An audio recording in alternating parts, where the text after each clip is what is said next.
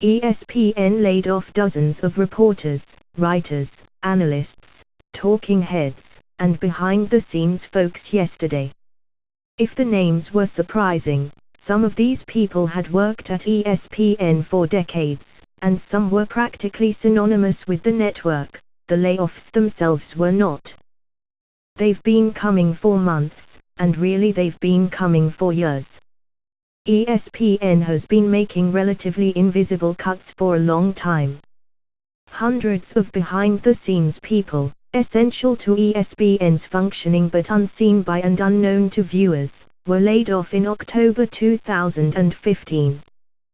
Thousands of live games aired on ESPN and its sister networks. Perhaps a majority of them are now broadcast remotely, with as few personnel as necessary on site. It was only a matter of time before the axe swung down on public-facing employees, too, even if the amount of money this saves is relatively trivial. The causes of the layoffs are clear.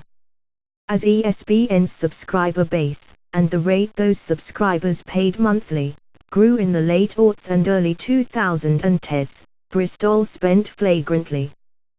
They created the Longhorn and SEC networks, built a massive new sports center studio, hired hundreds of writers to cover specific teams, and, most importantly, spent billions of dollars on live sports rights. They made big bets. They made wrong bets.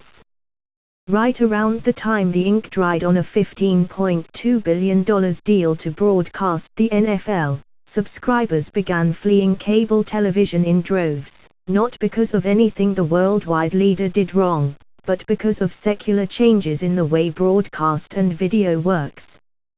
Phones, Twitter, and YouTube began instantaneously delivering highlights and entire games to fans, obviating the need for anyone to watch SportsCenter, or any other news shows, to catch up on what happened in sports, or even, in some cases, to watch live games. Terrestrial ad revenue never migrated online, and the revenue to be found there was largely eaten up by Facebook and Google, leaving little to pay those new ESPN.com reporters. ESPN is still wildly profitable. The operating income of Disney's media networks, of which ESPN plays the largest role, was $1.36 billion in the 2016 fourth quarter, but it's less profitable than it used to be, and projects to be far less so in the future. With its latest cuts, ESPN isn't just trying to staunch the bleeding and or to be seen by investors as attempting to do so, they are also laying out what the network will look like over the next 5 years and beyond. The last time ESPN changed so abruptly and self-consciously, it went all in on shout shows. First Take and Sports Nation were placed front and center, and to a lesser degree so were the higher-brow PTI, Around the Horn, and highly questionable, anchoring the afternoon block.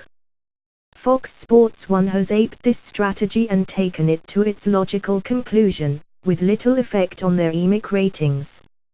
Over the last 18 months or so, ESPN has tweaked the formula. While keeping the shout show offerings in place, indeed, even a diminished First Take still funds a whole lot of less profitable journalism. They are retooling more traditional news shows around the specific skills and personality of the hosts. It's no surprise ESPN's memos announcing the layoffs repeatedly used the word personality. Scott Van Pelt hosts the Midnight Sports Center, where he squares up to the camera and talks directly to the viewer, and features segments reflecting his personal interests, like gambling.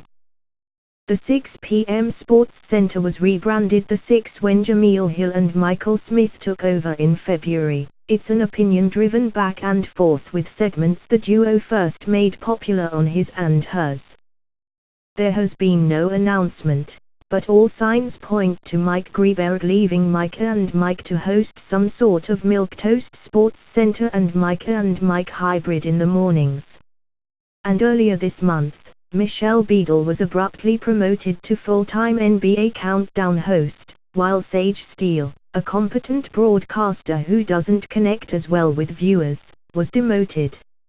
It's not clear how successful this strategy is or will be, but it certainly hasn't made things worse. Ratings for the Midnight Sports Center are up year over year, while ratings for the new 6 p.m. Sports Center are broadly in line with ESPN's overall ratings decline. The same day ESPN announced changes to NBA Countdown, they also released new political and social issues guidelines. The company's prior guidelines amounted, in effect, to jamming their fingers into their ears and pretending that social media didn't exist, not allowing employees to comment on politics. Of course, leaving aside the impossibility of defining what constitutes political editorializing, dozens of ESPN employees engaged in it daily, and faced with the impossibility of disciplining people for violating an inane policy, ESPN mostly left it alone, occasionally punishing employees for saying things so stupid they couldn't be ignored. The new guidelines make far more sense. They say that commentary related to political or social issues, candidates or office holders is appropriate on ESPN platforms, which is obvious and has been true all along. The difference is that it's now formally allowed. While the guidelines don't explicitly allow all political commentary, they do say that commentary related to political or social issues, candidates or office holders is appropriate, assuming it is related to a current issue impacting sports. Considering that basically every political issue touches upon sports, want to talk about the Muslim ban. Here are some tweets from athletes about it. It won't be hard for ESPNers to find a way to talk about whatever they want to talk about. Finally, the guidelines say that ESPN should offer balance or recognize opposing views, as warranted. The as warranted is key. Here, another way to put it would be that ESPN's official policy is that its employees don't have to perform the sort of gotta hear both sides journalism that requires getting an opposing take to balance out heliocentric view, which puts them up on many American outlets. ESPN's last few months, then, have a certain amount of internal logic. At least 5 morning and midday sports center anchors were laid off, for instance, because the rote narration of highlights isn't as valuable as it once was. There were some clear trends in the firings. ESPN is de-emphasizing regional coverage generally and coverage of hockey and baseball specifically. Its former ambitions to be the local sports page of every major city in the country have been abandoned. Meanwhile, the personalities that weren't laid off have greater freedom to express their politics and, well, their personalities. An ESPN maxim is that the 4 letters are bigger than any individual.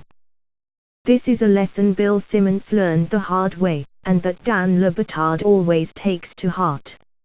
Michael Smith and Jameel Hill aren't household names that transcend the audience they built on his and hers, for instance, but by God ESPN will soon make them.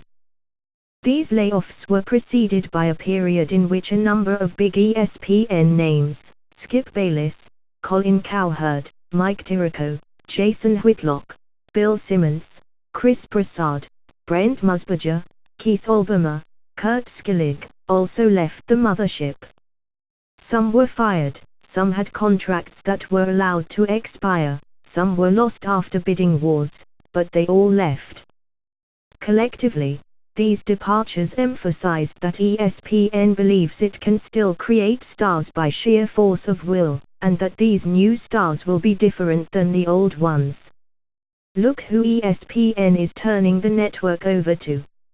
If you take Van Pelt, Smith, Hill, Greenberg, Beadle, Dan Le Batard, and Bomay Jones and Pablo Torre, who likely have a forthcoming show, as, broadly, representing the network's new core cast, ESPN is looking less white and less male every day, a trend that will certainly continue. And, broadly speaking, these people are liberal. This last is a point a lot of the network's dumbest critics have pointed to as a reason for ESPN's decline, and even levied as a charge of sorts. It's true, of course, if not necessarily for the reasons those that are making it think it is. Former New York Times public editor Daniel Eckert once titled a column "Is the New York Times a liberal newspaper?" and answered the question in the first line, "Of course it is." He would later regret his flippancy, but the basic argument was sound. The Times' viewpoint was, and is, urban, northeast, and educated, and members of those groups generally skew liberal. The same is broadly true of the most prominent and talented ESPNers, and if the network is going to build shows around their personalities, that has to be at least acknowledged, if not embraced. If ESPN wants Bomay Jones, a genuine superstar talent, to be Bomay Jones, they have to be comfortable with him unleashing his takes on TV and on Twitter. Disney isn't ordering up lefty takes. They'd be delighted if Jones could connect to audiences the same way while offering up conservative ones, but he wouldn't be Bomay Jones if he did that. Allowing their best talents to be themselves is a strategy that makes sense for ESPN. It's also tempered by the conservatism inherent in being, still, not just the most powerful media operation in its sphere, if not outright, on the planet, but part of a still vaster corporation that works according to the dictates of a capitalist industry. Yesterday's layoffs were the last step ESPN could take before things get exceptionally grim. Grim would be shuttering the failing Longhorn network, cancelling the planned ACC network, and winding down ESPN, which was hit hard, and ESPN Classic. Exceptionally grim would be renegotiating broadcast contracts with leagues, exiting broadcast contracts early, or selling portions of broadcast contracts to other networks. If ESPN is trying to significantly trim costs, things are going to get grim, because cutting the salaries of online writers isn't going to cut it. And so the fundamental question is how long ESPN, or Disney shareholders, can be content with diminishing profits, and at what point they admit that aggressively outbidding competitors for live rights at the peak of what was at the time clearly a bubble was a mistake. If they do so, the knock-on effect to the leagues that rely upon their money to pay salaries and fund operations will be immense. They aren't there yet, which is in part why it is so baffling that ESPN lobotomized itself yesterday. There was no good financial reason to lay off Jaso Stark, or Ether Sherwood Strauss, or Melissa Isakso, which is perhaps the point. Disney is letting ESPN know that it no longer has free rein, while reassuring worried investors that it swears fealty to profit above all else. The deeper problems remain, though, and they are inescapable. For now, live broadcasts are untouchable, while everything else is subject to strict accounting. That is why yesterday saw 100 people put out of work, and the acknowledgement of a fundamental shift in programming. ESPN is hoping and praying that short-term measures like these will get the network through to the point where it can get out from under its fundamental burdens without having to make almost unthinkable changes in what it is and what it does. Everything we've learned about media in the digital age suggests they won't.